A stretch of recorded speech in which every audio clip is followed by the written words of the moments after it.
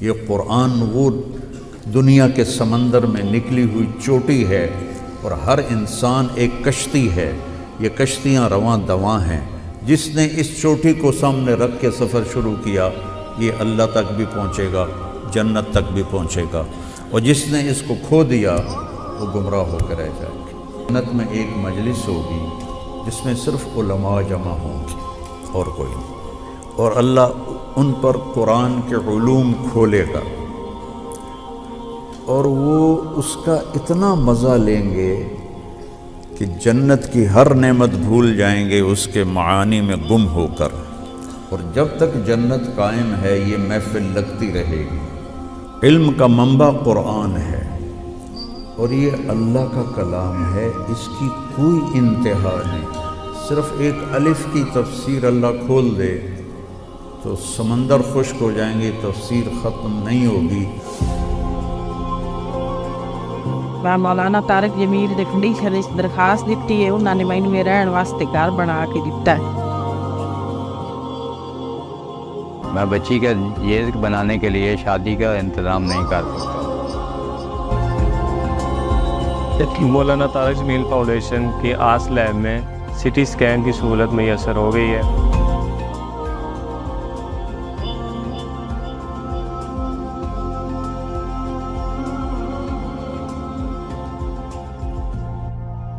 علیکم ورحمۃ اللہ وبرکاتہ۔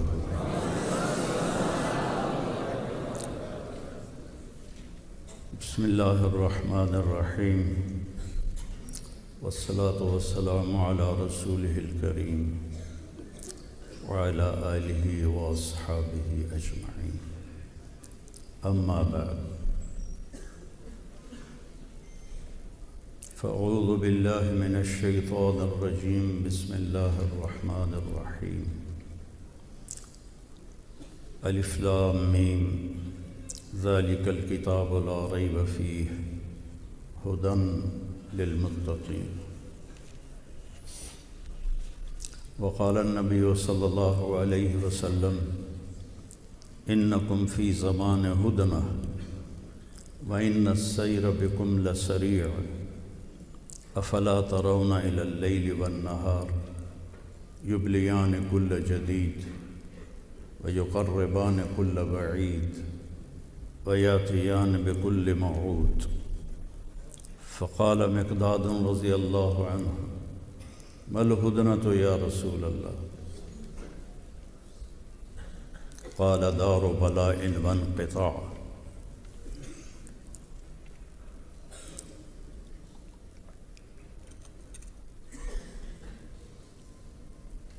قال دار بلاء وانقطاع، فإذا التبست عليكم الأمور كقطع الليل المظلم فعليكم بالقرآن، فإنه ماحل مصدق وشافع مشفع، من جعله أمامه قاده إلى الجنة، ومن جعله خلفه ساقه إلى النار، او کما قال صلی اللہ تبارک و تعالی علیہ وسلم۔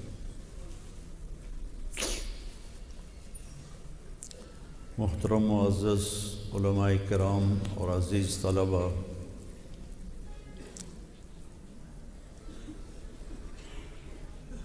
انسان دنیا میں جاہل پیدا ہوتا ہے۔ واللہ اخرجکم من بطون امہاتکم لا تعلمون شیئا، اللہ نے تمہیں ماں کے پیٹ سے نکالا، تم کچھ بھی نہیں جانتے تھے۔ باقی مخلوق کے بارے میں اللہ فرماتا ہے ربنا الذی اعطی کل شیء خلقہ ثم ہدی، ہر چیز کو پیدا کیا، اسے ہدایت دی، اور انسان سے فرمایا لا تعلمون شیئا۔ پھر یہ بڑی محنت کرتا ہے، کوئی دنیا میں بہت اونچا جاتا ہے، کوئی دین کے علوم میں بہت اونچا جاتا ہے۔ اس پر ایک آیت اللہ نے پھر بیان فرمائی ہے وما اوتیتم، اوتیتم میں ہماری محنت کی نفی اللہ کر رہا ہے۔ کہ میں نے تمہیں دیا ہے تم نے نہیں لیا، وما اوتیتم جو تمہیں ملا ہے، پھر من العلم تھوڑا سا علم، من تبعیض کے لیے ہے، جو تمہیں تھوڑا سا علم ملا ہے، پھر اس کے اوپر تاکید الا قلیلا، تھوڑے کا بھی تھوڑا ہے، تو اس پر کوئی آدمی کیا فخر کر سکتا ہے کہ میں عالم ہوں، علامہ ہوں۔ اور یہ علم اور یہ قرآن علم کا منبع ہے، اور یہ اللہ کا کلام ہے۔ اللہ نے تورات اپنی زبان سے ادا نہیں فرمائی، زبور اپنی زبان سے نہیں، انجیل اپنی زبان سے نہیں، قرآن کی اللہ نے خود تلاوت فرمائی۔ تو یہ اللہ کا کلام ہے۔ جو ایک فتنہ اٹھا تھا مخلوق، قرآن مخلوق ہے، تو کتنے علماء قتل ہوئے۔ مامون، پتہ نہیں آپ لوگ منطق کیوں پڑھاتے ہو؟ مامون منطق کو لانے والا ہے، مامون، اور حافظ الحدیث تھا اور حافظ القرآن تھا، اور منطق پڑھ کے گمراہ ہو گیا۔ آپ کہتے ہو منطق پڑھ کے دین سمجھ میں آتا ہے؟ گندے پانی سے وضو ہو سکتا ہے؟ یہ تو گندگی ہے ساری۔ اس کو تو یونان والے بھی بھلا چکے ہیں، آپ چھوڑنے کے لیے تیار ہی نہیں ہیں۔ مامون کو گمراہ کر دیا بشر مریسی نے، کہ وہ منطق میں بہت آگے چلا گیا، تو اس کے عقلی دلائل سے مامون متاثر ہو گیا، اور اس نے کتنے علماء قید کیے، کتنے شہید کیے۔ امام شافعی نے حیلہ کر کے اپنی جان بچائی۔ مامون نے کہا ما تقول فی القرآن، مامون نے بلایا امام شافعی کو، ما تقول فی القرآن، کیا کہتے ہو قرآن کے بارے میں؟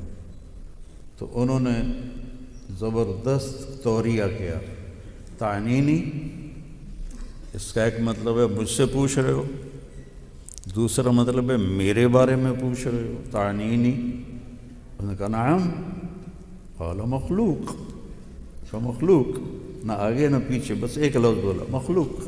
فخلا سبیلہ، کا ٹھیک ہے، یہ بھی ہمارے مذہب پر ہے۔ وہ وہاں سے بھاگے اور مصر جا کے پناہ لی، اور وہیں ان کا انتقال ہوا۔ مامون جیسا حافظ الحدیث اور حافظ القرآن اور خیر القرون کے دور میں وہ منطق پڑھ کے گمراہ ہو گیا۔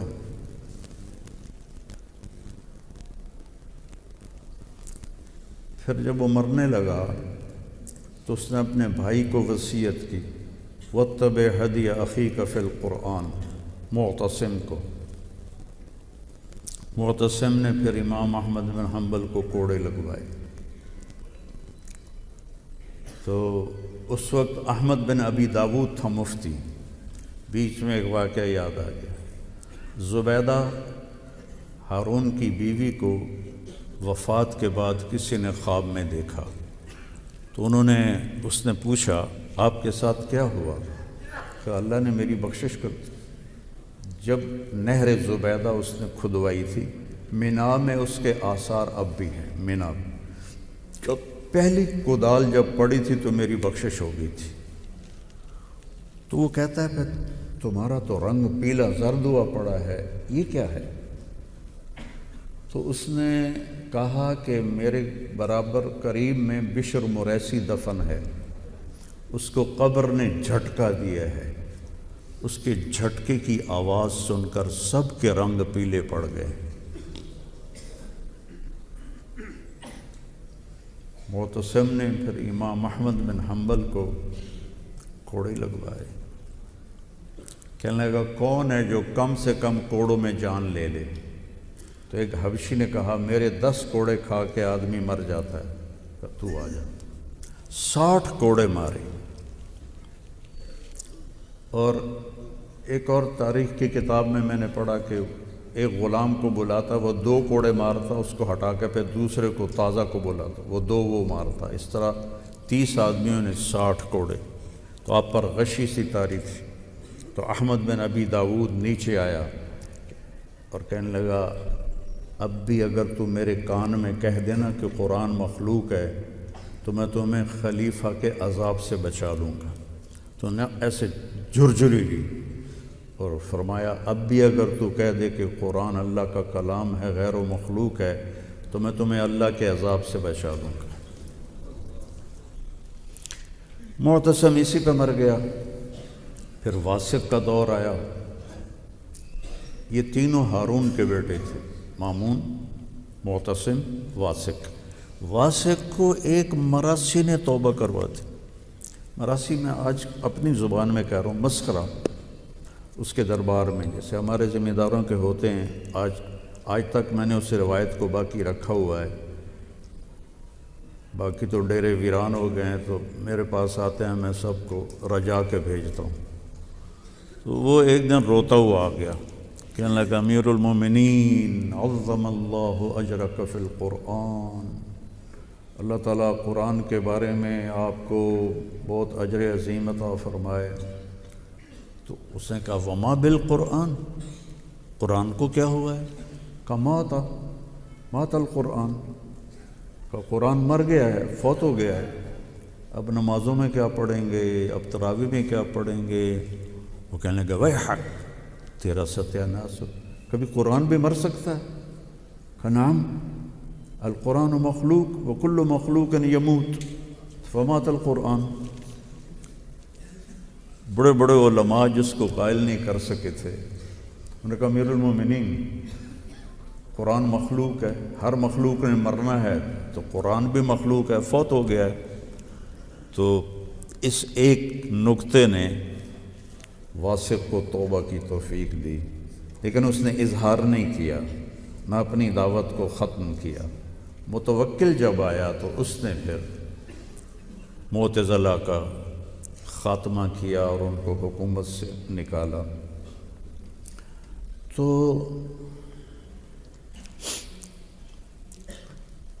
علم کا منبع قرآن ہے اور یہ اللہ کا کلام ہے، اس کی کوئی انتہا نہیں. صرف ایک الف کی تفسیر اللہ کھول دے تو سمندر خشک ہو جائیں گے، تفسیر ختم نہیں ہوگی، چونکہ یہ کلام اللہ ہے. اور جیسے اللہ اپنی ہر صفت میں لامحدود ہے، لا یحویہ مکان ولا یشتمل علیہ ظمآن، هو الاول فلیس قبلہ شیء، هو الآخر فلیس بعدہ شیء، هو الظاہر فلیس فوقہ شیء، هو الباطن فلیس دونہ شیء، قبل كل شيء بعد كل شيء فوق كل شيء دون كل شيء وليس كمثله شيء. تو یہ تو اللہ کا کلام ہے، اس کی کوئی انتہا نہیں ہے. امام راضی نے 30 جلدیں لکھ دیں، کوئی 30 کروڑ جلدیں لکھ دے تو بھی اس کے مطالب معانی ختم نہیں ہو سکتے. یہ تو جیسے آپ نے وہاں بورڈ لگایا ہوا نا، جامعہ امدادیہ، پچھلی دفعہ میں ملنے آیا تھا تو میں آگے ہی نکل گیا، کوئی بورڈ ہی نہیں تھا. تو میں نے کہا آج تو انہوں نے ضرور لگایا ہوگا چونکہ ان کا اپنا اجتماع ہے. تو واقعی بہت بڑا بورڈ لگا ہوا تھا. وہ بورڈ جامعہ امدادیہ نہیں ہے، وہ امدادیہ کا راستہ بتا رہا ہے. قرآن کے الفاظ یہ پتہ بتا رہے ہیں کہاں جانا ہے. وہاں پہنچیں گے تو ہم نے قرآن کو پا لیا. اگر ہم وہاں نہیں پہنچے تو ہم نے کچھ بھی نہیں پایا. کمثل الحمار یحمل اسفارا. تو اس کے علوم کی کوئی انتہا نہیں. ایک حدیث بھی یاد آئی، ابن القیم نے حادی الارواح الی بلاد الافراح میں نقل کی ہے کہ جنت میں ایک مجلس ہوگی جس میں صرف علماء جمع ہوں گے اور کوئی نہیں. اور اللہ ان پر قرآن کے علوم کھولے گا اور وہ اس کا اتنا مزہ لیں گے کہ جنت کی ہر نعمت بھول جائیں گے اس کے معانی میں گم ہو کر۔ اور جب تک جنت قائم ہے یہ محفل لگتی رہے گی، اور جنت ہمیشہ کے لیے قائم ہے، محفل بھی ہمیشہ لگے گی، جس سے اللہ کا علم کبھی ختم نہیں ہو سکتا، قرآن کے علوم اور معانی کبھی ختم نہیں ہو سکتے۔ تو بچوں، ہم قرآن کو وہ اہمیت نہیں دیتے اپنے نظام تعلیم میں جو اس کا حق بنتا ہے۔ یہ ضربہ یضربو کی عربی سے سمجھ میں نہیں آئے گا کہ صرف ضربہ ضربہ۔ مجھ سے یہیں فیصل آباد کا تاجر تھا، کہنے لگا مولانا یہ مدرسوں کے طالب علم یہ غصے والے ہوتے ہیں، انہیں جلدی غصہ آ جاتا ہے بنسبت کالج کے لڑکوں۔ میں نے کہا پیارے ان کا بھی قصور نہیں ہے، ان کا پہلا سبق ہے ضرب ضربا ضربو ضربت ضربتا ضربنا ضربتا ضربتما ضربتم ضربتی ضربتما ضربتن ضربتو ضربنا، 14 دفعہ یہ دہراتے ہیں، ماری جا کٹی جا ماری جا کٹی جا۔ اور 2 سال یہی پڑھتے رہتے ہیں، ضرب زید ضرب زید ضرب زید عمرا، یعنی ان کو کوئی اچھا صیغہ آج تک نہیں ملا۔ قاری صاحب فرما رہے تھے کہ قرآن و حدیث تو ناقابل تبدیل ہیں، لیکن باقی چیزوں میں تو تبدیلی کی جا سکتی ہے کہ ضرب کی بجائے کوئی اور لے آؤ۔ چلو اکلا ہی لے، مولویوں نو کھاونا بڑا چنگا لگتا ہے، اکلا اکلا اکلو اکلت کر دو، ضرب ضربا ضربو ضربت۔ علامہ منفلوطی گزرے ہیں، مصر کے بہت بڑے حسینی سید تھے اور بہت بڑے عربی دان تھے۔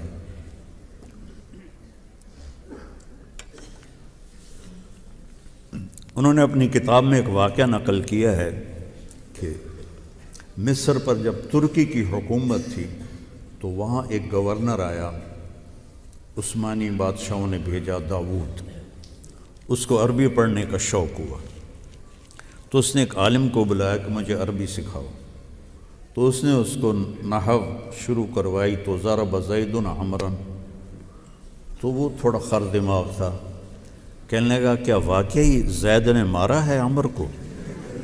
کہا نہیں مارا نہیں ہے، ویسے مثال ہے۔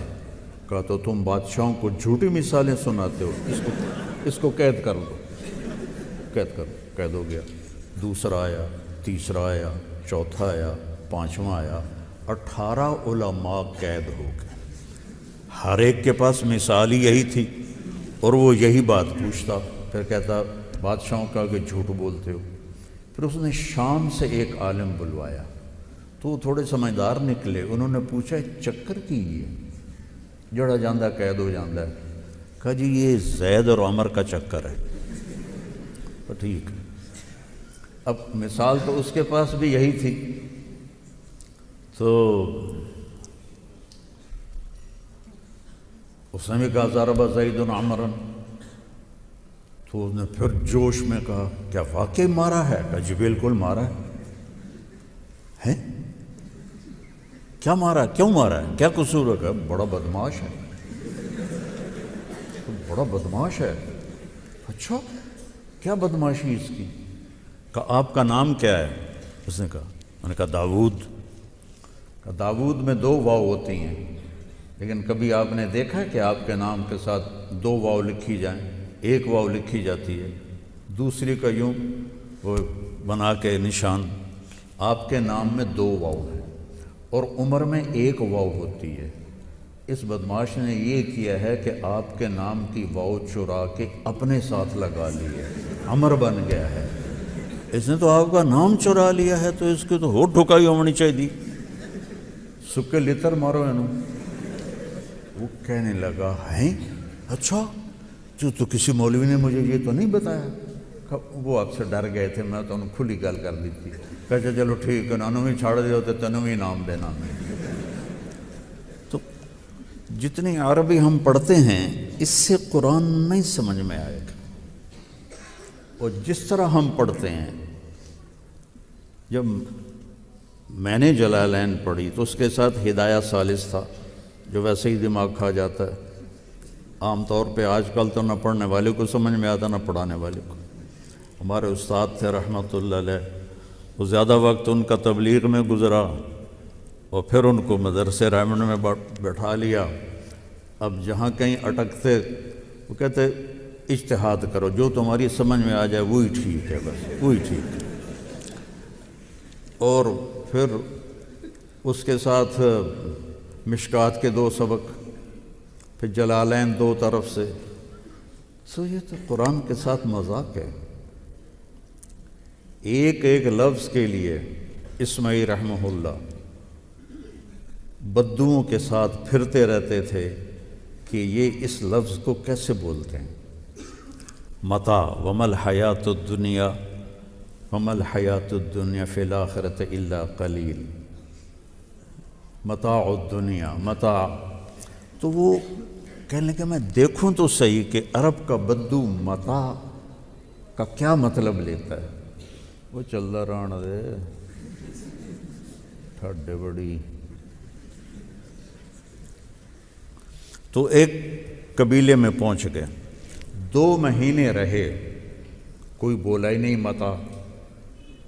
تو ایک دن خیمے کے باہر بیٹھے تھے اور وہ بدو کی عورت، وہ ہوتی ہے نا ٹاکیاں جس سے برتن صاف کرتے ہیں، ایسے بنا لیتے ہیں گول سا، تو اسے برتن صاف کرتے ہیں، اس میں سے وہ جو گھی لگا ہوتا ہے وہ اتارتی ہیں، وہ کالی پیلی ہو جاتی ہے۔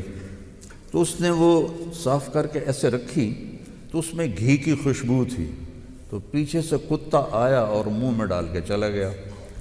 تو وہ کہنے بدو عورت کی زبان سے بے ساختہ نکلا اخذ المتاع ففر۔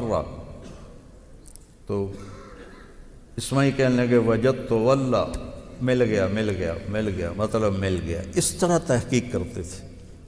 ایک لفظ آتا ہے فدمدم علیہم ربہم، یہ قرآن میں 1 دفعہ آیا ہے، فسواہا ولا یخاف عقباہا۔ 1 سال اس لفظ کے لیے ایک قبیلے کے ساتھ پھرتے رہے، 1 سال، چونکہ قلیل الاستعمال لفظ ہے، رباعی ہے تو بہت کم استعمال ہوتا ہے۔ 1 سال، تم 1 سال میں ساری جلالین پڑھ لے۔ میں نے بھی ایسا ہی کیا ہوا ہے، میں کوئی 30 مار خاں کوئی نہیں ہوں، میں نے بھی جلالین ایسے ہی پڑھی ہے، یہ تو بعد میں اپنے ذوق سے جو کچھ اللہ نے دیا اور دیکھا۔ تو ایک دفعہ دونوں بیٹھے ہوئے تھے خیمے میں اور ہانڈی چولہے پر تھی اور اس پر ڈھکن تھا، تو نیچے سے ہانڈی میں شوربے نے جو جوش مارا نا، تو اس کی بھاپ سے ڈھکن اڑ کے ذرا پرے جا کے گرا۔ تو بدو نے زور سے آواز لگائی بیوی کو بتانے، دم دمت، ہانڈی دم دمت القدر، لیکن اس نے صرف کہا دم دمت۔ تو اسماعیل نے جوتا بھی نہیں پہنا اور کہا وجدت واللہ وجدت واللہ وجدت واللہ، اور پیدل بھاگتے بھاگتے بغداد پہنچے 1 لفظ کے لیے۔ تو میرے عزیزو، اللہ کی قسم ہم قرآن کے حسن کو نہیں سمجھے، چونکہ ہماری زبان نہیں ہے۔ فَاصْدَعْ بِمَا تُؤْمَرْ وَأَعْرِضْ عَنِ الْمُشْرِكِينَ۔ عبید رحمہ اللہ نے یہ آیت تلاوت فرما رہے تھے، ایک بدو قریب سے گزرا اونٹ پر، اس کے کان میں آیت پڑی، وہ نیچے گرا اور سجدے میں چلا گیا۔ تو وہ کہنے لگے ارے بھائی کیا کر رہے ہو؟ تو سر اٹھا کے کہنے لگا جو تو نے پڑھا ہے نا اس کو سجدہ کر رہا۔ اور ترجمہ کیا ہے؟ جو کہا گیا ہے کھل کے کہو، اس میں کون سی ایسی چیز ہے کہ سجدے میں گر جاؤ؟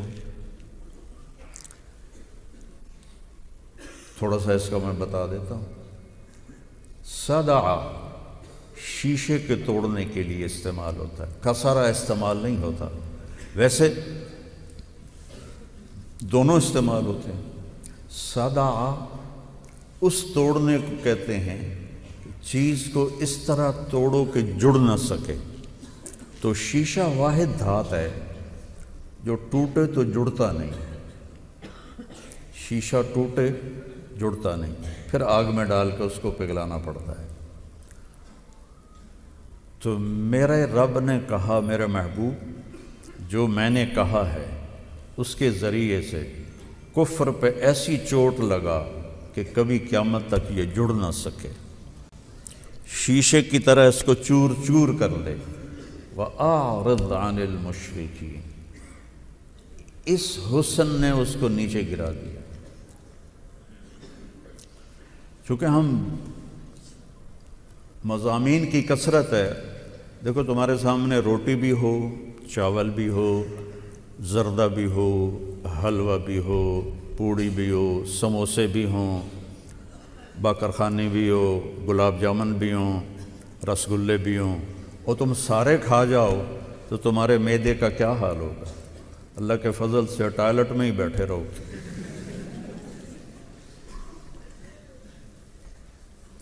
میں جب اسکول پڑھتا تھا بہت شرارتی تھا، تو میں نے وہ کھانے کی جو دیگ تھی نا اس میں جمال گوٹا ڈال دیا،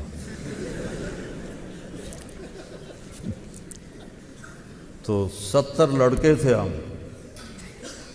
اور جو پھر ان سب کی دوڑیں لگیں اور پوری طرف موسیقی چل رہی تھی، پڑ پڑ پڑ پڑ پڑ پڑ پڑ پڑ پڑ پڑ، اور ساتھ مجھے گالیاں پڑ رہی تھی، او دی آئیں پتہ نہیں کہیں ساڑھے نال ایک ہی کر۔ تو ایک چیز معدے کو کھلاؤ گے تو وہ آرام سے ہضم کرے گا۔ اب تم منطق جیسی بدبودار چیز بھی پیٹ میں ڈالو، اب تو شکر ہے فلسفہ نکال دیا، ورنہ تو پہلے ادیوی ماں آئی، اور پھر اس کے ساتھ تم صرف بھی ڈالو، نحو بھی ڈالو، فقہ بھی ڈالو، اور اس کے ساتھ پھر تم اصول فقہ بھی، اصول حدیث بھی، اصول تفسیر بھی، تو قرآن کے لیے تو جگہ ہی نہیں بچتی، تو سمجھو گے کیا؟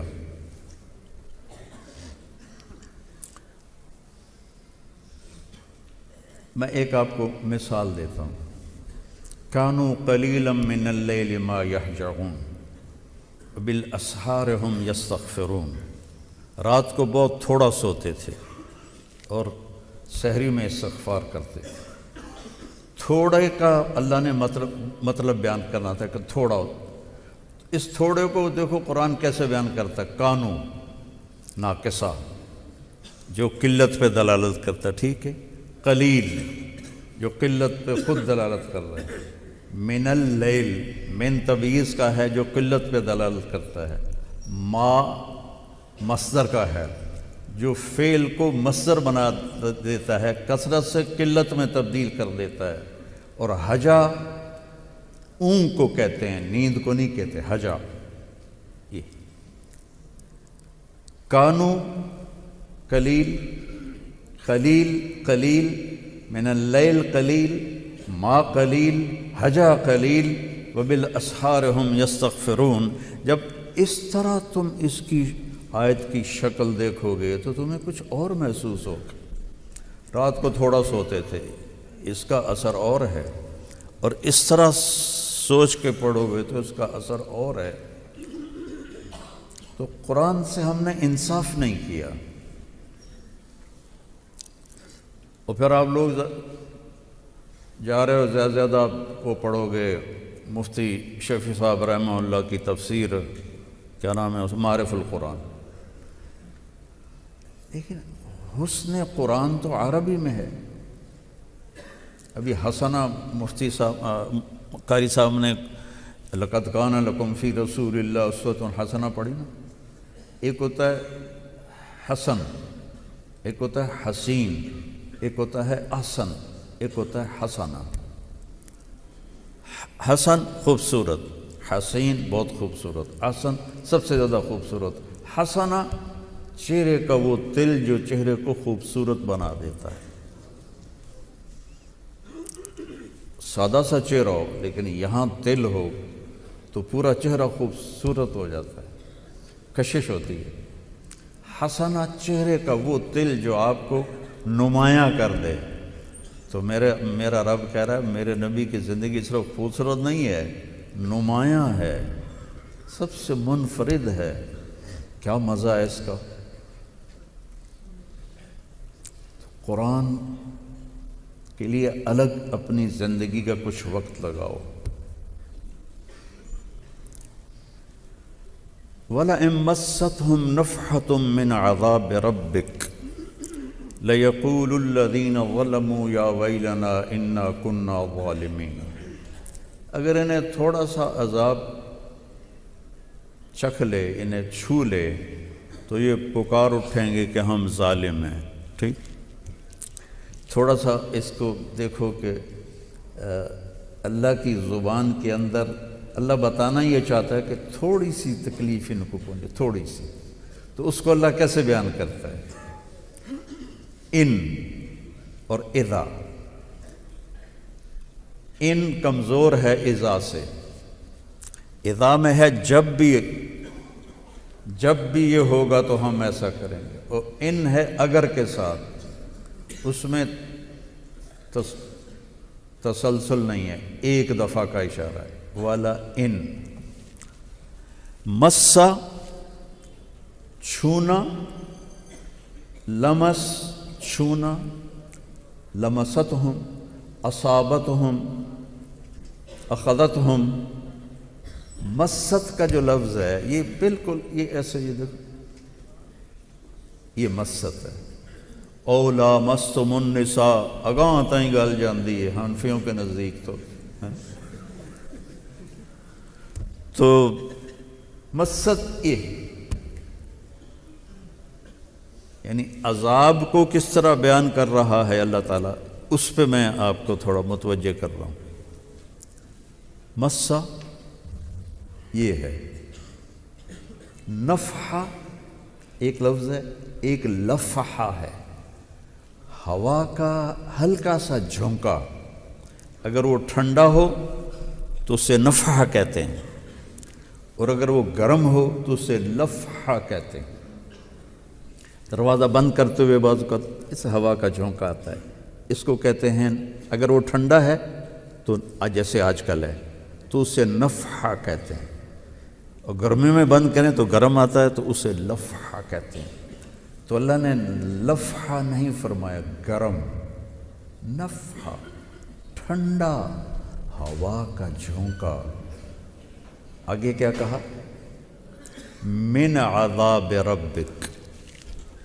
من جہنم نہیں فرمایا، من جحیم نہیں فرمایا، من سعیر نہیں فرمایا، من سقر نہیں فرمایا، من عذاب اللہ نہیں فرمایا، من عذاب النار نہیں فرمایا. اور عذاب کی جگہ من النار بھی آ سکتا تھا. جب من النار نہیں آیا تو عذاب کی کوئی بھی شکل اور رب کا لفظ لا کر اس میں نرمی پیدا کی، اور رب کو اللہ کے نبی کے ساتھ جوڑ کے اس میں اور نرمی پیدا کی.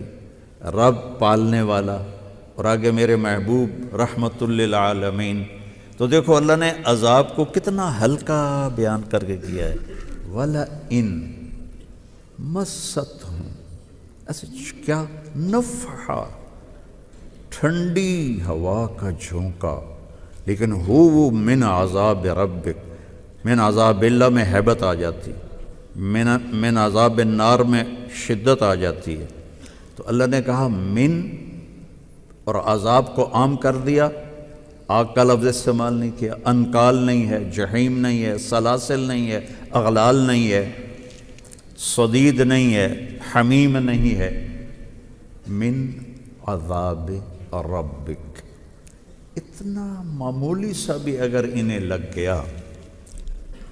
یہ ہے اصل میں یہودی کہتے تھے نا، لن تمسنا النار الا ایاما معدودہ. اور آج کل بھی کئی جو غافل کہتے ہیں کوئی نہیں، ایک دن لتر لتر کھا کے دوزخ چوں نکل ہی جاواں گے. تو اللہ ان کو سمجھا رہا ہے کہ اگر ایک معمولی سا یہ تمہیں پڑ گیا نا جھونکا، جو عادی مجرم ہوتے ہیں ان کو منانے کے لیے کتنے لتر مارتے ہیں پولیس والے، ایڈا وڈا لتر ہوتا ہے، وہ مار کھا کھا کھا جب ان کی کھال اتر جاتی پھر وہ مانتے ہیں۔ اتنا معمولی سے جھونکے کے بعد ان کے الفاظ کیا ہیں؟ لا یقولن الذین ظلموا، لام نون تاکید کا، کہ وہ پکار اٹھیں گے یا ویلنا، تباہی اور بربادی کے آخری درجے کو ویل کہتے ہیں، یا ویلنا من بعثنا من مرقدنا، تباہی اور بربادی کے لیے ویل آخری لفظ ہے۔ انا کنا ظالمین، ایک معمولی سی جھونکے عذاب میں سے آ گیا تو تم پکار اٹھو گے کہ ہم ہمیشہ ظالم تھے، ہم ہمیشہ ظالم تھے۔ اب جنت کی طرف آ جاؤ۔ وَلَكُمْ فِيهَا مَا تَشْتَهِي أَنفُسُكُمْ وَلَكُمْ فِيهَا مَا تَدَّعُونَ، جو چاہو گے ملے گا، اور جو ناممکن سمجھتے ہو تدعون وہ بھی ملے گا۔ ایک روایت میں آتا ہے کہ جہنم میں بادل اٹھے گا تو جہنمی کہیں گے شکر ہے پانی آ گیا، تو اس میں سے مزید انگارے برسیں گے۔ اور جنت میں ایک بادل اٹھے گا، وہ آتے ہی مشک و عنبر کی بارش کرے گا، پھر پوچھے گا تمنوا علیہ، اہل جنت تمنا کرو، جو تمنا کرو گے میں برسا دوں گا۔ تو احمد بن ابی الحواری تبع تابعین میں سے ہیں، وہ فرمایا کرتے تھے جب مینوں لب گیا نا موقع تو میں تو آکھنا سونیاں سونیاں حوراں میرے اتنے بارش کر دے۔ ما تشتہی اب یہ ہے ما تدعون میں کہ بادل سے حوریں برس سکتی ہیں۔ ما تشتہی انفسکم، روٹی کھاونی ہے، پانی پیونا ہے، کپڑے بدلنے ہیں، کھانا کھانا ہے، یہ ساری چیزیں۔ ما تشتہی انفسکم انتہا ہے جو چاہو گے، ما تدعون ناممکن کی تمنا کرو گے وہ بھی ہوگا۔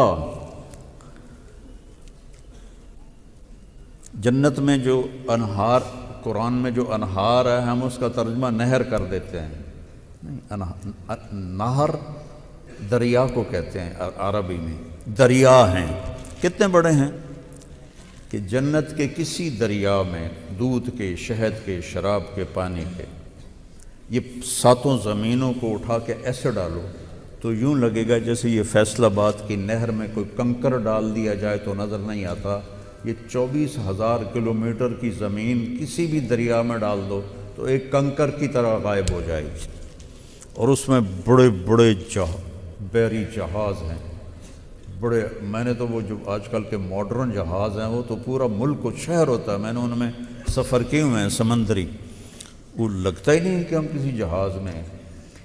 تو جب وہ اس میں جائیں گے تو وہاں ان کے لیے الگ حوریں اس میں بیٹھی ہوں گی، اور مچھلیاں گھیر لیں گی چاروں طرف سے ان کے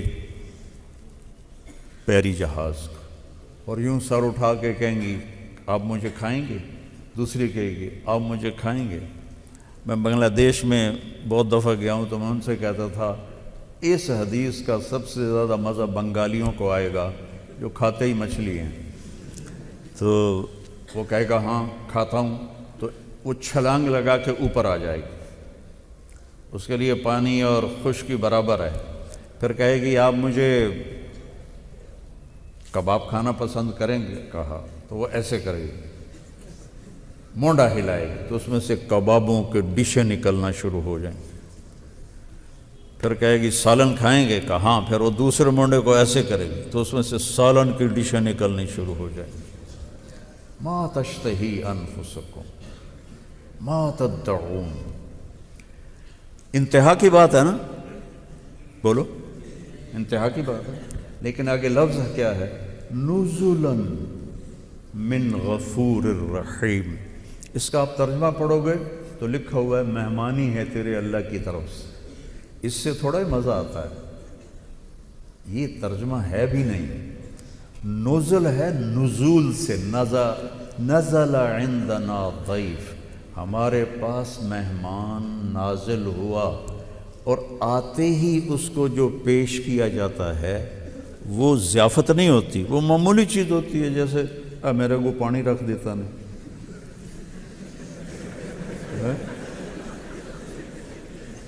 اس کو نزل کہتے ہیں۔ اگرچہ روٹی میں نے کوئی نہیں کھاونی، لیکن میں ویسے دسدا پیا کہ یہ نزل ہے، تمہارے سامنے مثال ہے۔ اور عربوں میں آپ چلے جاؤ تو بادشاہ کی دعوت بھی کھائی ہے قطر کے، اور عام لوگوں کی بھی، قہوہ اور کھجور پہلے پیش کیا جاتا ہے، اس کو کہتے ہیں نزل۔ اور ہم جو ہمارے ملک میں ہے جوس پہلے پیش کیا جاتا ہے، سردیاں ہوں تو سوپ پیش کیا جاتا ہے، پھر کھانا بعد میں ہوتا ہے۔ تو وہ معمولی سی چیز جو مہمان کے آتے ہی اسے دی جاتی ہے اسے کہتے ہیں نزل، ضیافت ابھی باقی ہے۔ تو میرا رب کہہ رہا ہے ما تشتہی انفسکم اور ما تدعون، یہ ہے تیرے رب کا قہوہ اور کھجور، اے امدادیہ دا ٹھڈا پانی۔ اور جب ضیافت تمہاری کروں گا تو پھر تم دیکھو گے کہ میں کیا کرتا ہوں تمہارے ساتھ۔ اب سبحان اللہ نکلی کہ نہیں نکلی؟ وہ قاری صاحب زبردستی کلوا رہے تھے، کہو سبحان اللہ، یہ آپ پہ بولی جاتے ہیں۔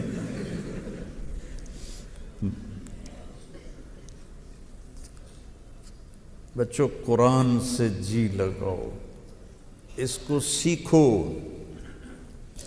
اس کے حسن و جمال کو سیکھو۔ ایک اور آپ کو سنا، چونکہ قرآن کی بات ہو رہی تھی نا، تو میں کہ چلو میں کون سا گھر سے سوچ کے آتا ہوں، پڑھائی نہیں جاتا، میرے سر میں درد ہوتا ہے بہت زیادہ، تو اسی لحاظ سے پھر میں نے کہا دو چار چیزیں آپ کو حسن قرآن سے بتا دوں کہ قرآن کیسا حسین کلام ہے۔ میں نے شروع میں آیت پڑھی تھی الف لام میم ذالک الکتاب لا ریب فیہ، لا ریب فیہ کا ترجمہ سب نے کیا، اس میں کوئی شک نہیں۔ شک خود عربی زبان کا لفظ ہے۔ تردد کے 3 لفظ ہیں، دماغ میں تردد ہو، پتہ نہیں اے ہے کہ اے ہے۔ ایک شک، یہ سب سے طاقتور ہے، ایک مریا، یہ اس سے کمزور ہے، ایک ریب، یہ سب سے کمزور ہے۔ شک کسے کہتے ہیں کہ جو میرے ساتھ پہلی دفعہ پیش آیا کہ امدادیہ پتہ نہیں کدھر ہے، ادھر ہے کہ ادھر ہے، ادھر ہے کہ ادھر ہے، میں اگاں ٹر گیا ستیانے والے پاسے، اس کو شک کہتے ہیں، پتہ ہی نہیں چلا۔ تو مریا کیا ہے کہ میں گلیاں دیکھتا جا رہا ہوں، میں کہتا ہوں شاید یہ ہے میرے خیال میں، تو میرا ایک رجحان بن جاتا ہے، لیکن پکا نہیں ہوتا ہے، وہ ٹھیک بھی ہو سکتا ہے غلط بھی ہو سکتا ہے، اس کو کہتے ہیں مریا۔ فلا تک فی مریۃ من لقاء ربہم۔ ریب کیا ہے؟ تو میں چونکہ پچھلی دفعہ کھبے سجے ہو گیا تھا، تو میں ڈرائیور نو آکھ رہا بھائی ویندا رویں آپ کتھوں مڑنا ہے، تو یہ خلجان ابھی دماغ میں تھا کہ میری نظر پڑی بڑے اشتہار پر، ایک لمحے کے 1000ویں حصے میں جو کھٹکا پیدا ہوتا ہے اور پھر وہ دور ہو جاتا ہے کہ وہ امدادیہ، اس کو کہتے ہیں ریب۔ تو میرا رب کہہ رہا ہے تم میری کتاب میں شک ڈھونڈتے ہو، مریا ڈھونڈتے ہو، اس میں تو ریب بھی کوئی نہیں ہے، ایک لمحے کی کھٹک بھی اس میں موجود نہیں۔ ہدا کسے کہتے ہیں؟ یہ عربوں پہ قرآن اترا ہے، عربوں پہ، ہم پر نہیں اترا، عربوں پہ اترا ہے۔ اور اس زمانے کے عرب، ان میں کوئی عجمی شامل نہیں تھے، اب تو پٹھانوں نے جا کے عربی تباہ کر دی، عربوں کی بھی۔ جب وہ بولتے ہیں تو حیرانی ہوتی ہے۔ بڑی پرانی بات ہے، میں مولانا سعید خان صاحب رحمہ اللہ کے پاس تھا تو ایک عرب آیا، تو میرا لباس پاکستانی تھا، تو میں نے اس سے گفتگو شروع کی۔ وہ تھوڑی دیر کے بعد کہنے لگا آج آپ سے بات کرنے کا مزہ آ گیا، پہلی دفعہ کسی کو فصیح عربی بولتے میں نے سنا ہے، ورنہ تو ہمارے عربوں نے عربی کا ہی بیڑا غرق کر کے رکھ دیا۔ سوی قدا خود قدا سوی دعا، گاف عربی میں ہے ہی نہیں، اور مصری جیم کو گاف میں بدلتے ہیں۔ تو یہ جماعت گئی تھی میواتیوں میں، تو مصری نے بیان کیا، پھر دعا کی اللہم ارزقنا الگنہ، اللہم ارزقنا الگنہ۔ اگلے دن میواتی گنے کا گٹھا اٹھا کے آ گئے، کہا جی رات کو ہمارے مہمان گنا مانگ رہے تھے تو میں گنا لے کے آ گیا۔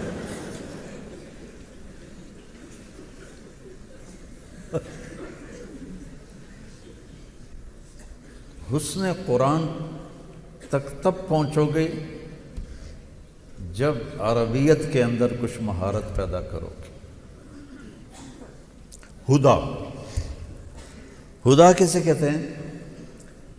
سمندر میں نکلی ہوئی پہاڑ کی چوٹی کو ہدا کہتے ہیں۔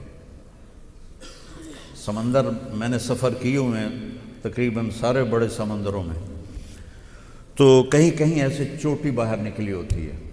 عرب پانی سے ڈرتے تھے، اس لیے پانی کے غزوے کا اجر دگنا ہے زمین کے غزوہ سے۔ پانی سے ڈرتے تھے، بہت کم جہاز رانی کرتے تھے، تو انہوں نے، ان کے پاس نہ کوئی کمپاس تھا اور نہ کوئی اور ایسی چیز تھی جس سے وہ راستے پہچانتے، تو انہوں نے چوٹیوں کو نشانی بنایا ہوا تھا۔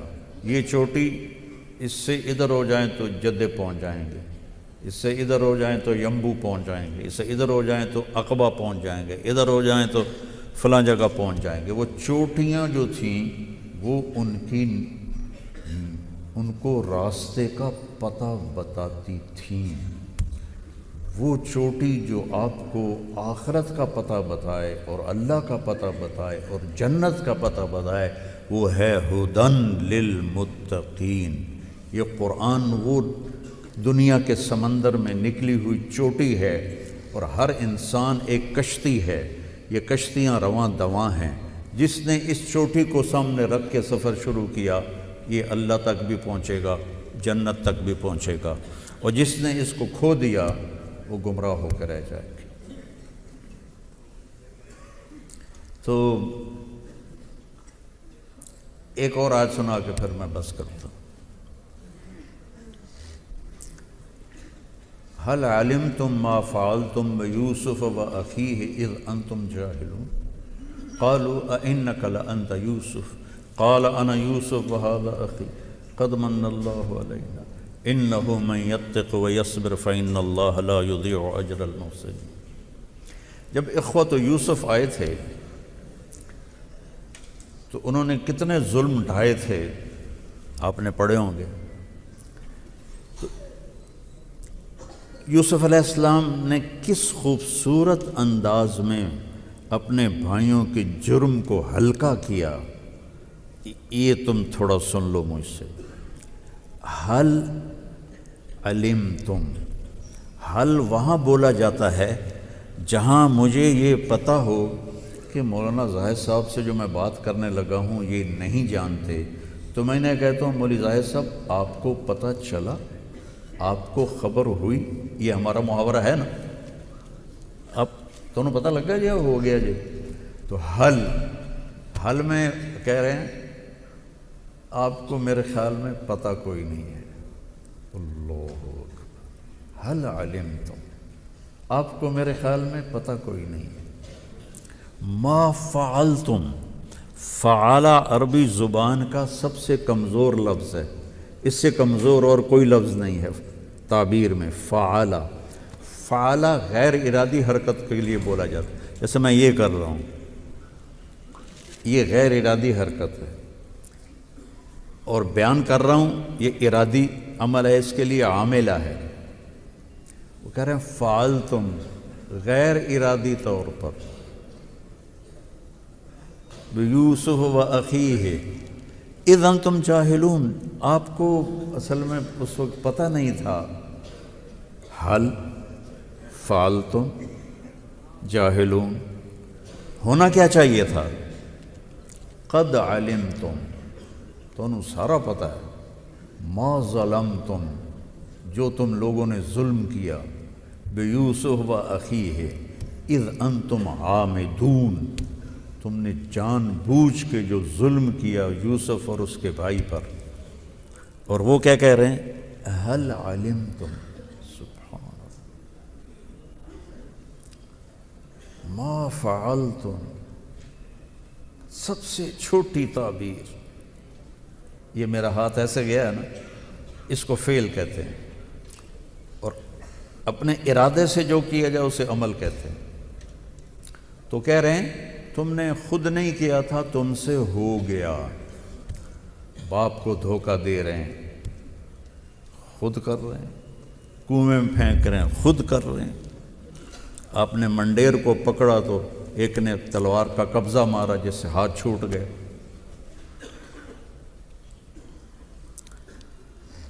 اوہو، ایک لطیفہ یاد آ گیا.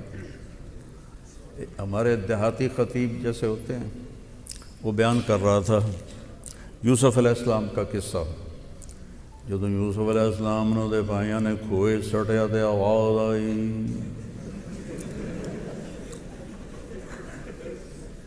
لَتُنَبِّئَنَّهُمْ بِأَمْرِهِمْ هَذَا، یہ وہ بھول گیا. تو پھر اس نے دہرایا. جدو یوسف علیہ السلام نے دے بھائیاں نے کھوئے سٹیا تے آواز آئی، اب لمبا کر رہا ہے اور یاد کر رہا ہے. آواز آئی، اوے لوگو سن لو، مولوی مسئلہ بیان کر رہا ہے، دھیان نال سنو. پھر یہ نہ آکھیا جے کہ مولوی نے مسئلہ نہیں بیان کیتا. جدو یوسف علیہ السلام نے دے بھائیاں نے کھوئے سٹیا تے آواز آئی،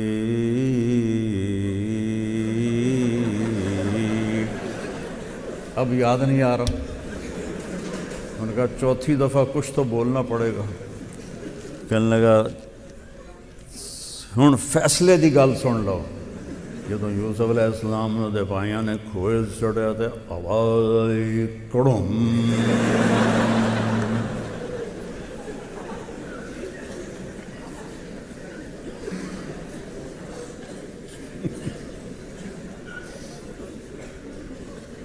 ہمارا تو قرآن بیان کرنے والے ایسے.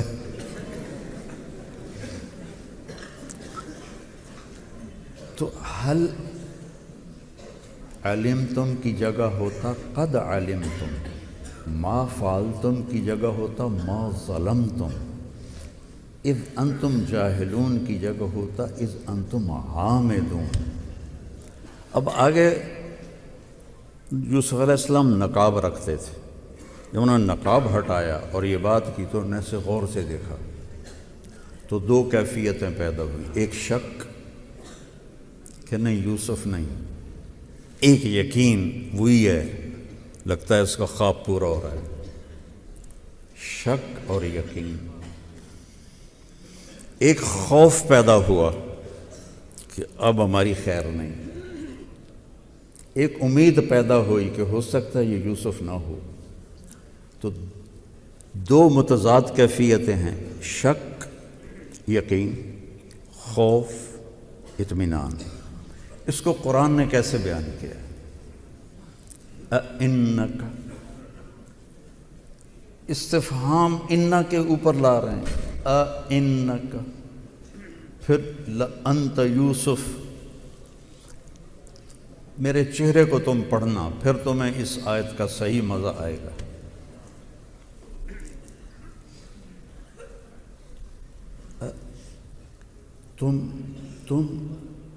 تم کہیں یوسف تو نہیں ہو، یوسف تو نہیں ہو، میرے چہرہ کا تاثر دیکھا ہے؟ یہ ہے اِنَّکَ لَأَنْتَ یوسف. تو آگے یوسف کیا کہتے ہیں؟ انا یوسف.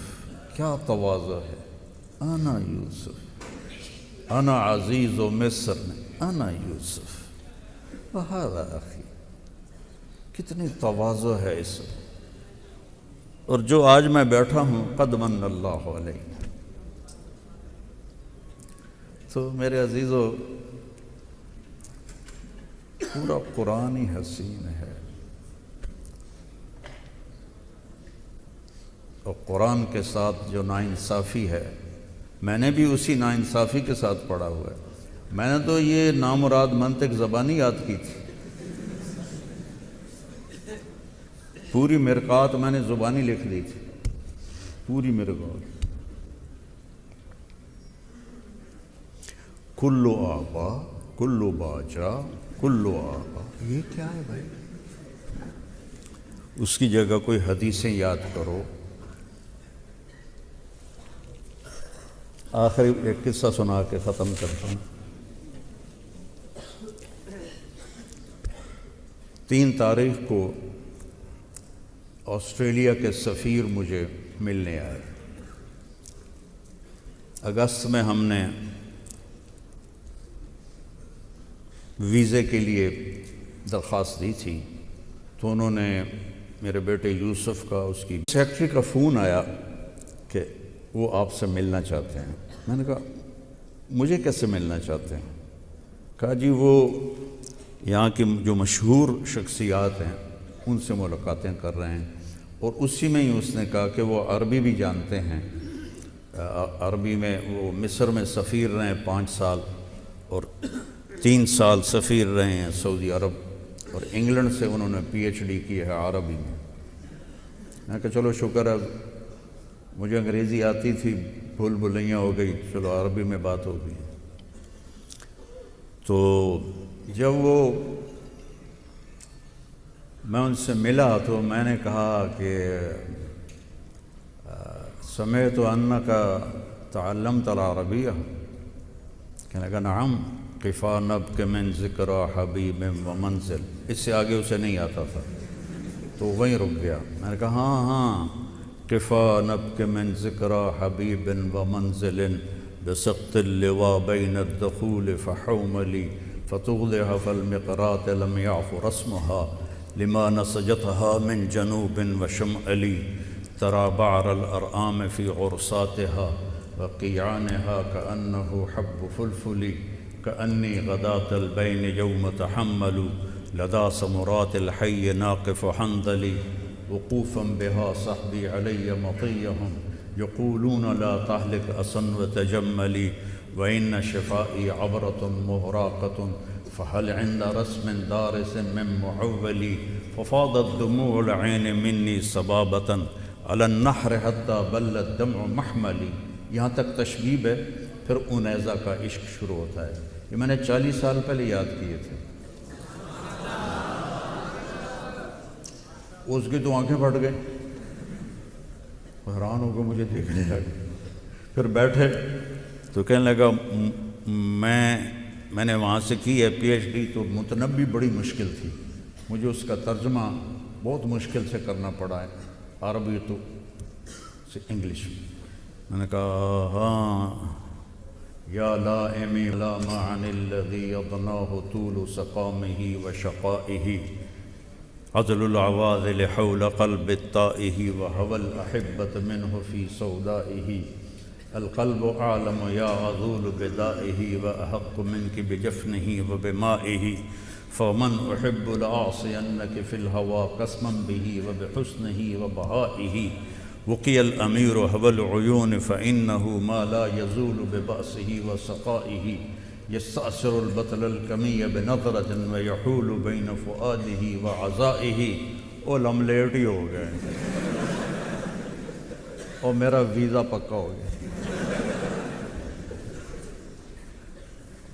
اور یہ متنبی بھی میں نے 1975 میں یاد کی تھی. جب متنبی پڑھاتے ہیں، متنبی ہے نصاب میں. تو اس وقت تو میں نے یاد کی تھی. پھر میں چونکہ درس و تدریس میرا مقدر نہیں تھا، تبلیغ میرے مقدر میں تھی، لیکن یہ کف بالدیار التي لم يعفها القدم بلا وغيرها الارواح والدیم، کچھ کھنڈرات باقی ہیں.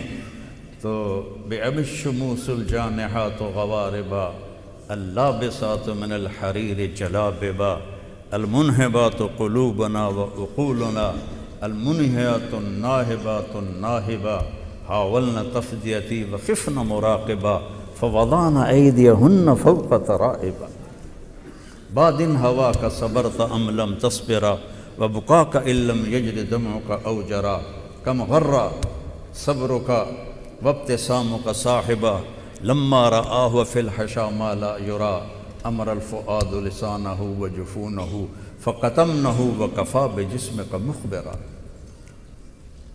بیٹے میں نے بعد میں جان ماری ہے، دلہن کا گھونگھٹ نہ اٹھاؤ تو تمہیں کیا پتہ کالی ہے کہ چٹی ہے؟ تم نے قرآن تو پڑھا ہے، اس کا گھونگھٹ نہیں اٹھایا۔ تو آج میں نے دیکھو سال کے لیے بھی نہیں کہا، آپ چلے کے لیے بھی نہیں کہا، میرا درد ہے، یہی درد میرے جگر میں ہے، مجھے مار ڈالے گا بس سوا کہ ہمارے جو بر صغیر میں قرآن کو وہ مقام نہیں دیا جاتا جو فقہ کو دیا جاتا ہے۔ اور خواجہ غلام فرید بہت بڑے عالم تھے، تو ان کے شخصیت کو سامنے رکھ کر ان اشعار کو اس کی جگہ پہ فٹ کرنا۔ سکھری تروش منصوری نو، حسین بن منصور الحلاج، سکھری تروش منصوری نو ہن ٹھپ رکھ کنز قدوری نو۔ حالانکہ خود بڑے عالم ہیں، جو غلوب فی الفقہ ہے اس کی بات کر رہے ہیں، نفی نہیں کر رہے۔ سکھری تروش منصوری نو ہن ٹھپ رکھ کنز قدوری نو، ہادی نہ سمجھ ہدایہ کافی نہ سمجھ کفایہ، کر پرز شرع وقایا ایو دل قرآن کتاب ہے۔ کوئی بچے سرائکی ہوں گے تو ان کو بڑا مزہ آیا ہوگا، باقیاں دے اتو لگ گئے ہوں گے تو قرآن سے دل لگا، اور اس کے لیے تمہیں عربی میں جان مارنی پڑے گی، ورنہ خالی کڑم والے مولوی بنو گے تم سارے، آواز آئی کڑم۔ اور غیبت چھوڑ دو، غیبت چھوڑ دو، نفرت چھوڑ دو، چاہے مذہبی ہے، چاہے کوئی کسی کو ناراضگی سے ہے، دل سے نفرت نکال دو۔ اہدنا، ہم سب کے لیے ہدایت کی دعا، اہدنی نہیں ہے، اہدنا ہے۔ اہدنا الصراط المستقیم، چوڑا سیدھا راستہ مجھے بھی دکھا، باقی سب کو بھی دکھا۔ تو ہر نفرت کی نفی کرتا ہے۔ اور پھر اللہ پہ قربان جاؤں، آزاد نہیں چھوڑا کہ ٹھیک ہے، نہیں، مخصوص ہے صراط الذین انعمت علیہم۔ ایک اس کا مطلب ہے جو آپ پڑھتے ہیں جن پر تیرا انعام ہوا، اور ایک مطلب اس کی لغت کے لحاظ سے بتاتا ہوں، سہولت اور آسانی۔ یہ جانوروں کو انعام کہتے ہیں، کن کو؟ گائے، بھینس، بکری، بھیڑ، اونٹ، کہ یہ آہستہ چلتے ہیں، مزے مزے سے چلتے ہیں۔ گھوڑے کو انعام میں داخل نہیں۔ والخیل والبغال والحمیر لترکبوها وزینہ ویخلق ما لا تعلمون۔ جیسے مزے مزے سے یہ جانور چلتے ہیں، ہمیں وہ راستہ دکھا جس پر تو نے اپنے وہ بندے تیار کیے جن کے لیے اس راستے پہ چلنا مزے کا کام ہو گیا۔ اور ناعمہ ایک بوٹی ہے جو گرمی سردی میں سرسبز رہتی ہے، گرمی سردی میں سرسبز رہتی ہے، اور اونٹ کی اتنی پسندیدہ ہے کہ وہ نظر آ جائے تو اونٹ کسی اور جھاڑی کو نہیں کھاتا، اسی کو کھاتا ہے۔ تو جیسے اونٹ کے لیے تو وہ جھاڑی اس کی مرغوب بنا دیتا ہے، یہ راستہ ہمارے لیے ایسا ہی مرغوب بنا دے۔ اور جن کو تو نے سہولت سے یہ راستہ پا، سہولت کا مطلب یہ نہیں کہ وہ سوتے سوتے تو ایک ہمارا ساتھ ساتھی کہتے یا اللہ سوتے سوتے کھاتے کھاتے پیتے پیتے ہدایت عطا فرما. تو یہ مطلب نہیں ہے، مشقتیں ان پر بھی آتی ہیں لیکن ان کے لیے مشقت مزہ بن جائے. اب ابو شیش کے شعر یاد آ گئے، معاف کرنا مولانا میں ادھر ادھر ہو رہا ہوں. وقف الہوا بی حیث انت فلیس لی متأخر عنہ ولا متقدم اجد یہ ایک شعر سنانا تھا. اجد الملامت فی ہواکی لذیذتا حبا لذکرک فلیلمن اللوم اشبہت اعطائی فصرت احبهم اذ کان حبی منک حبی منہم وَأَهَنْتَنِي وَأَهَنْتُ نَفْسِي صَاغِرًا مَا مَنْ يَهُونُ عَلَيْكَ مِمَّنْ يُكْرَمُ. صرف ایک شعر کا ترجمہ کہ مجھے جب کرتے ہیں نا لان تان تیرے بارے میں تو مجھے بڑا مزہ آتا ہے. چلو شعر ہی سن لو. نہ مانوں گا نصیحت پر نہ کرتا میں تو کیا کرتا کہ ظالم ہر بات پہ تمہارا نام لیتا تھا. یہ ترجمہ ہے کہ میں نے نصیحت نہیں ماننی پر تیرا نام آتا ہے تو میں گم ہو جاتا ہوں. تو اس لیے مجھے لان تان کی پرواہ نہیں رہتی. تو ابو شیش کہہ رہا ہے کہ میں تیرے بارے میں جب لان تان سنتا ہوں نا تو مجھے بڑا مزہ آتا ہے کیونکہ اس میں تیرا نام آتا ہے بار بار بار بار بار بار. تو اس نام کی لذت مجھے گالی گلوچ بھلا دیتی ہے. آسانی کا مطلب یہ نہیں کہ وہ مشقتوں سے نہیں گزرتے. آسانی کا مطلب ہے کہ ان کے لیے مشقتیں آسان ہو جاتی ہیں، ان میں ان کو مزہ آتا ہے. تو بچوں قرآن سیکھو. جب آپ فارغ ہو جاؤ قرآن ڈھونڈو. تخصص فی الفقہ ہو رہا ہے ہر جگہ ہر جگہ ہر جگہ ہو رہا ہے. تو قرآن کو بھی یہ بڑے بڑے علماء بیٹھے ہیں یہ کروا سکتا ہے. میں تو خالی ہوں ڈھول وجاون والا ڈھول چی گلاں گپاڑے نال لوکاں نوں راز. اقبال بڑا اپدیش کہے من باتوں میں موہ لیتا ہے گفتار کا غازی بن تو گیا کردار کا غازی بن نہ سکا. تو میں تو خالی باتیں رہ گئیں. لیکن بیٹا بہت اہم چیز میں نے آپ کو بتائی ہے، بہت اہم چیز بتائی. امانت تب پہنچاؤ گے جب تمہیں کچھ آتا بھی ہوگا، جب تمہیں پتہ بھی ہوگا. تو اس کے لیے عربی ادب،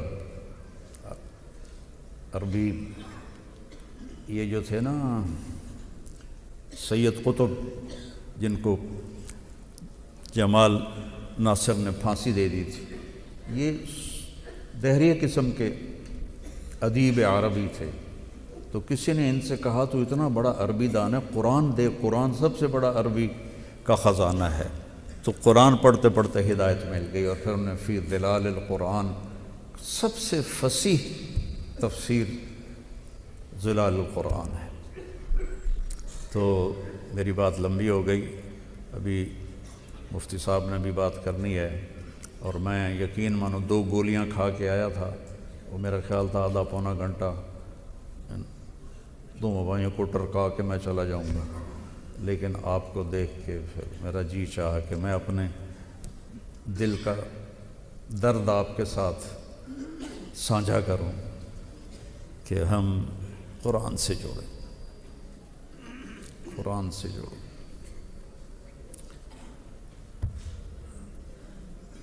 عاشق ہوں میں عشق کماں میں دل رکھیں وانگ پہاڑاں ہو سہ سہ بدیاں ہزار اولا میں کر جانے باغ بہاراں ہو منصور جے چک سولی دتے جڑے واقف کل اسراراں ہو سجدیوں سر چائیں نہ باہو توڑے کافر کہن ہزاراں ہو. یہ عشق کرو گے قرآن سے تو پھر کچھ یہ سفر آسان ہوگا. نیت کرتے نا انشاءاللہ صاحب. تو اگر آپ بچے آپس میں کوئی 2 بچے لڑے ہوئے ہوں تو اٹھ کے صلح کر لینا. میں نے ایک مدرسے میں بیان کیا دورے کے بچے ہوں تو میں نے یہ بات کی کہ کوئی آپس میں لڑے ہوئے ہوں تو صلح کر لینا. اس میں کچھ میرے شاگرد بھی تھے تو ایک نے آ کے بتایا کہ استاد جی 2 لڑکے تھے جو میزان کے سال میں آپس میں لڑے تھے اور آج تک وہ ایک دوسرے سے بات نہیں کرتے تھے. 8 برس گزر گئے تھے, آج انہوں نے صلح کی ہے. تو تم جوان ہو, گرم خون ہے, تو کبھی کسی سے لڑائی بول بلارا ہو گیا ہو, صلح کر لینا. اللہ کو صلح بہت پسند ہے. اللہ آپ کی زندگی کو قبول فرمائے اور ان سارے اساتذہ کو انتہائی جزائے خیر عطا فرمائے جو اس طرح جان توڑ محنت کر رہے ہیں, آپ کو پڑھا رہے ہیں. اللہ تعالیٰ مولانا نذیر احمد صاحب رحمہ اللہ سے ایک استفادہ میں نے بھی کیا ہے. اذا جاءک المنافقون قالوا نشهد انک لرسول اللہ. تو میں نے بہت سو سے پوچھا کہ یہ انا کیوں ہے, یہاں تو انا ہونا چاہیے. فعل کے بعد ہے نا, نشہد انک رسول, یہ نشہد انک لرسول اللہ. کئی علماء سے پوچھا. ایک دن اتفاقاً حضرت شیخ رحمۃ اللہ علیہ نے 1980 میں یہاں کیا تھا اعتکاف, یہ دارالعلوم میں. تو جمعہ کا دن تھا اور مجھے مولانا کے ساتھ جگہ مل گئی اور ابھی خطبہ شروع ہونے میں دیر تھی. تو میں نے کہا چلو ان سے بھی پوچھ لیتا ہوں. میں نے کہا حضرت ایک مسئلہ اٹکا ہوا ہے کئی سال سے کہ یہ انا کیوں ہے. تو انہوں نے فرمایا یہ جو لام ہے نا رسول کے اوپر, یہ فعل کو عمل کرنے سے روک دیتا ہے. آپ نے کیا لفظ بتایا تھا؟ تعلیق. ہاں, وہ فعل کو معلق کر دیتا ہے. تو ان سے یہ ایک سبق میں نے سیکھا ہوا ہے. اور جو کسی کو حرف پڑھا دے تو حضرت یہ کہتے ہیں میں اس کا غلام ہوں. ٹھیک ہے. ہاں, ہمت ہو تو تبلیغ میں بھی وقت لگا دینا. چوری تو جاندہ, ہیرا پھیری تو نہیں جاندہ. میرے والد صاحب وفات پائی نا 88 میں, تو میں ڈیرے میں بیٹھا ہوا تھا. 1 مہینہ گزر گیا تھا. ایک اونٹ سوار ڈیرے میں داخل ہوا, بوڑھا ضعیف. کہتا اللہ بخش دا ڈیرا ہی ہوئے. میں کہا جی ہاں. تو کون ہے؟ میں کہا جی میں دا پتر ہاں. تو اتر آیا, آ کے بیٹھا. آتا میں تیرے دادے دا نوکر ہاں, اللہ بخش نو میں جھولیے کھڑایا ہوا ہے. تو میں آیا پرچاون واسطے. میں کہا چاچا کدوں آیا؟ کہ میں لڈن کچھ 100 کلومیٹر اونٹ پہ چل کے آیا. 90 کے قریب اس کی عمر تھی. میں نے رات اس کو ٹھہرایا. صبح جب جانے لگا تو داڑھی اس کی شیو تھی. میں کہا چاچا ایک گل تو من میری. ایک پتر دس. میں کہا تیری ایڈی عمر ہو گئی ہے ہوں داڑھی تو رکھ لوں. آندا میرا بچڑا ساری حیاتی کیتیاں چوریاں, ہوں توبہ تو کر لئیے پر ککڑ حالی بھی لکا لینا.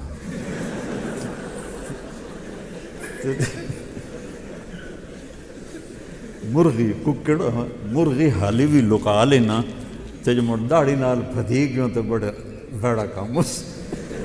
السلام علیکم.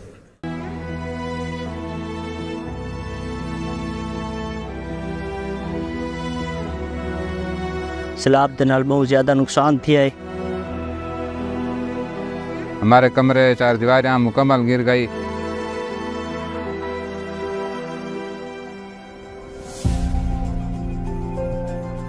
میں مولانا طارق جمیل دے کنڈیشن وچ درخواست دتی ہے. انہوں نے مینوں رہن واسطے گھر بنا کے دتا ہے. جی ہوں بہت خوش ہے نلکا ساڈا لا گئے بھائی.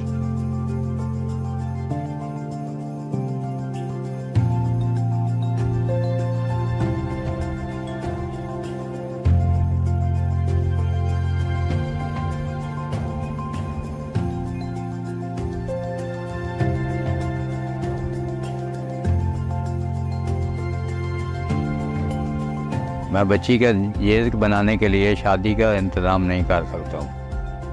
تو میں نے پتہ چلیا دفتر چ اپلیکیشن دی تو انہوں نے مہربانی کی ہے.